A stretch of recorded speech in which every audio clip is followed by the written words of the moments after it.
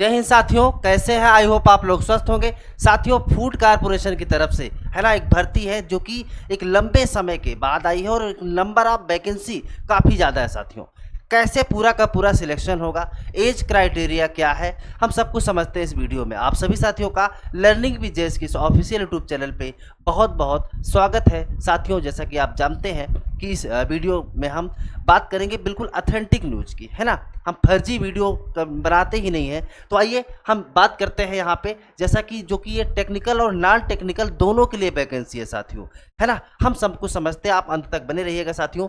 तो जैसा कि बात की जाए साथियों, तो 22 अप्रैल से इसका आवेदन स्टार्ट हो रहा है और मई तक जो है इस फॉर्म को भरने की क्या रहेगी, अंतिम तिथि रहेगी साथियों। यहाँ पे अगर बात कर ली जाए, अब यहाँ पे अगर पदों की बात कर ली जाए तो पद कौन कौन से हैं, तो टोटल पदों की बात कर ले तो 38,566, ध्यान दीजिएगा साथियों, यहाँ पे 38,566 जो है ये टोटल पद है। यहाँ पे मैनेजर, जनरल डिपा, इसके अलावा accounts, technical assistant, grade 3, junior engineer, है ना, टाइपिस्ट, वॉचमैन आदि, यानी कुल मिलाकर के यहाँ पे 8वीं से लेकर के, ध्यान दीजिएगा साथियों, 8वीं से लेकर के डिग्री डिप्लोमा सभी के लिए ये वैकेंसी है साथियों।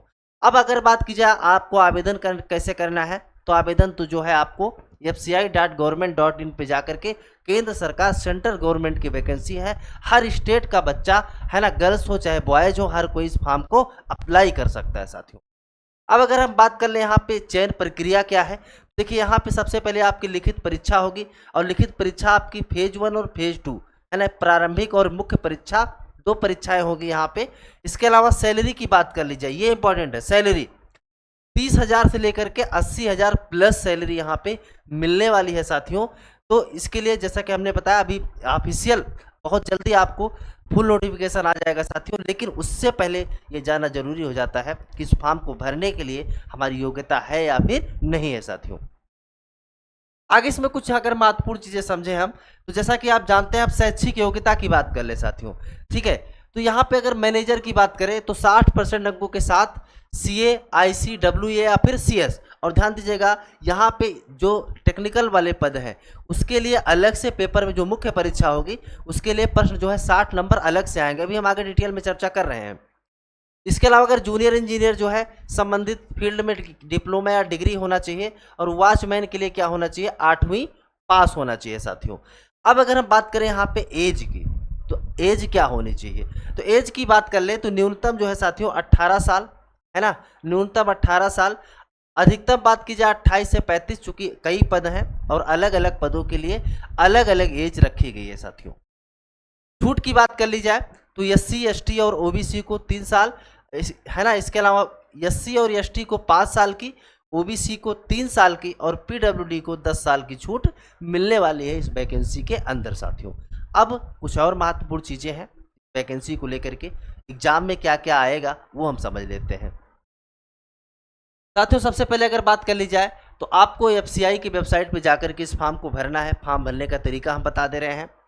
फिर इसके अलावा अगर बात की जाए, आपको अप्लाई करना है, रजिस्ट्रेशन करें, नाम, मेल ID, मोबाइल नंबर, है ना, आपका आधार कार्ड होना चाहिए, फ़ोटो आपकी होनी चाहिए, ये सारी चीज़ें होना चाहिए।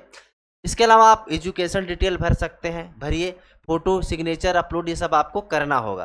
फीस जमा करने के लिए अगर बात कर ली जाए, फॉर्म भरने के लिए फीस क्या लगने वाली है, ध्यान दीजिएगा, तो आपको 800 रुपये, है ना, 800 रुपये अगर आप जनरल और OBC से हैं। बाकी अगर आप SC, ST या PWD के कैंडिडेट हैं तो आपके लिए फ्री है, निःशुल्क है। फिर आपको सबमिट कर देना है और फिर फॉर्म आपको क्या करना है, प्रिंट आउट इसका ले लेना है। अब हम नज़र डालेंगे इसके सिलेबस पे, जो कि बहुत इंपॉर्टेंट हो जाता है सिलेक्शन के लिए। तो आइए हम बात कर लेते हैं इसके सिलेबस की। सिलेबस की बात करें साथियों, जैसा कि जानते हैं 2 परीक्षाएं होनी है, एक प्रारंभिक परीक्षा और दूसरी मुख्य परीक्षा।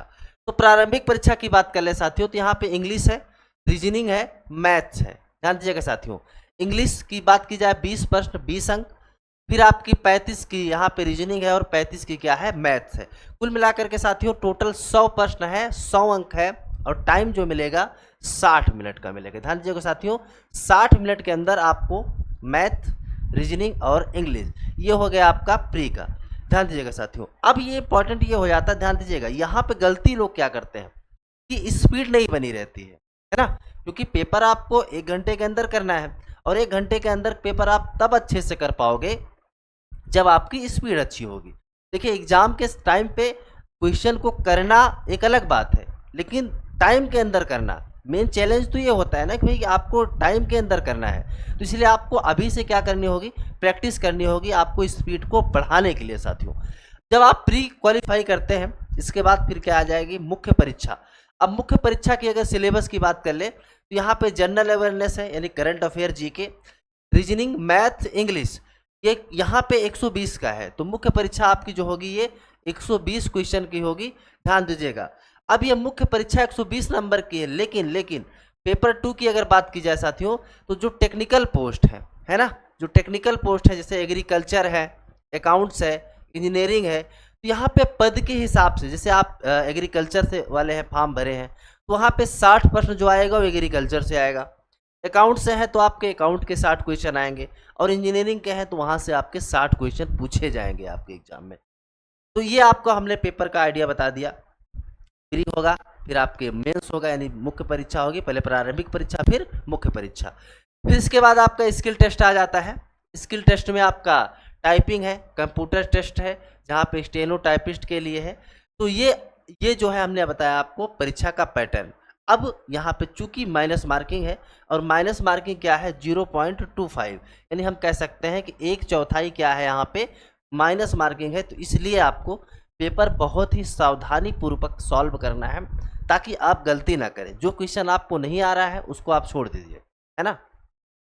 आपको 70% लग रहा है क्वेश्चन सही है, तभी आप उसका आंसर दीजिए, है ना। आपको पता चल रहा है कि सिर्फ 20% है कि हाँ ये हो सकता है, तो ऐसे आंसर मत करिए। क्यों? क्योंकि फिर वो गलत हो जाएगा और आपके नंबर भी क्या हो जाएंगे, कम हो जाएंगे साथियों। तो ये हमने FCI की वैकेंसी थी जिसके बारे में हमने आपके साथ चर्चा किया। आपको कुछ और जानना है तो आप कमेंट कर सकते हैं साथियों, है ना, कमेंट करके पूछ सकते हैं। यहाँ तक आप आए हैं तो आपका अपना परिवार है, नए हैं तो चैनल पर जाकर के तुरंत सब्सक्राइब करिए। क्यों? क्योंकि इस चैनल के माध्यम से आपको हमेशा छोटी और बड़ी अपडेट मिलती रहती है साथियों।